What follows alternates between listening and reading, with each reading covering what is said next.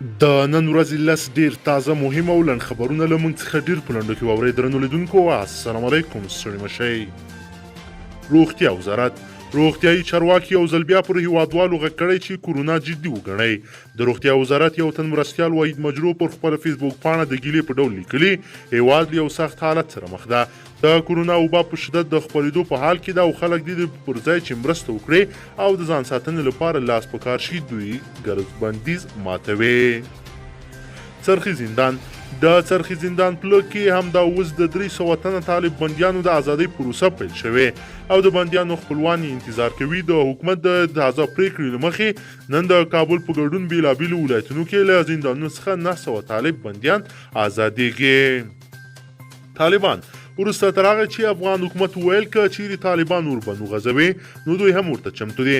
په قطر کې د طالبانو سیاسي دفتر ویان سهیل شاهین له المان غږ راډیو سره په مرکه کې ویلي چې د بندیانو خلاصون د سولې بهیر بل پړاو یعنې بین الافغاني مذاکراتو برخه ده چې وروسته به ورباندې خبرې وشي. حنیف اتمر د بهرنیو چارو وزارت سرپرست حنیف اتمر د ایران راغلي یو لوړپوړي ډیپلوماټیک پلاوي سره لیدلی دی.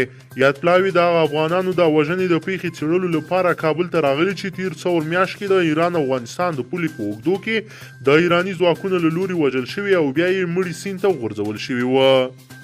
لغمان په لغمان ولایت کې د دوو ډلو ترمنځ نښته کې 6 کسان وژل شوي او 4 تنه نور ټپیان شوي دي.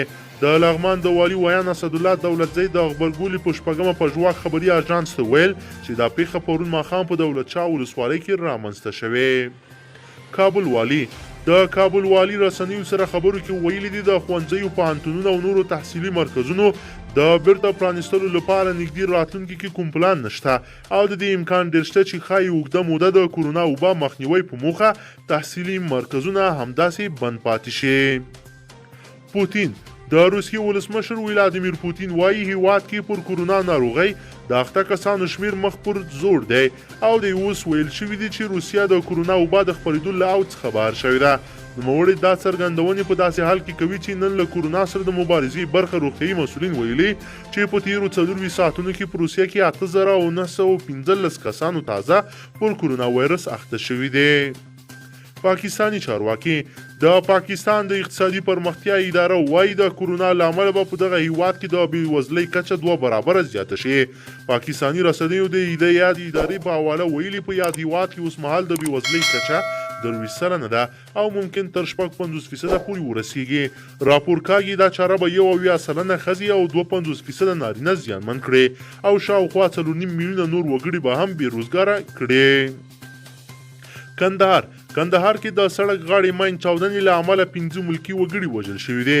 د کندهار ولایت مقام څخه د خپره شوي خبرپاڼې له مخې تېره ورځ غرمه مهال د میانشین ولسوالۍ څخه د ملکي کسانو یو بایوغور موټر د ارزګان ولایت مرکز ترینکوټ ته پر لار وه چې د تناوچي په نامه سیمه کې موټر د سړک غاړې ته ښخ شوي ماین باندې ور برابر شوی ده چې په پایله کې په یاد موټر کې سپاره ټول کسان وژل شوي دي. پامپیو د امریکا د بهرنیو چارو وزیر مایک پامپیو تېره شپه د کابل حکومت له مشر اشرف غني او د حکومت له نیم ونډوال او د مصالحې شورا له مشر عبدالله سره د ټلیفوني خبرو په مهال د بین الافغاني مذاکراتو په پیل ټینګار کړی.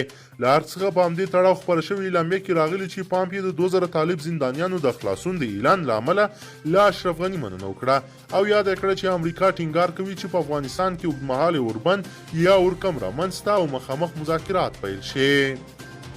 درنو لیدونکو که ویډیو مو خوښه شوي نو ضروري لایک کړئ او که غواړئ چې ورته تازه او مهمو پیښو واقعو څخه ځان ډېر ژر او په لنډو کې خبر کړئ نو بیا زموږ چینل د سره سبسکرایب کړئ. تر بلې ویډیو مو په لوی رب سپارمه.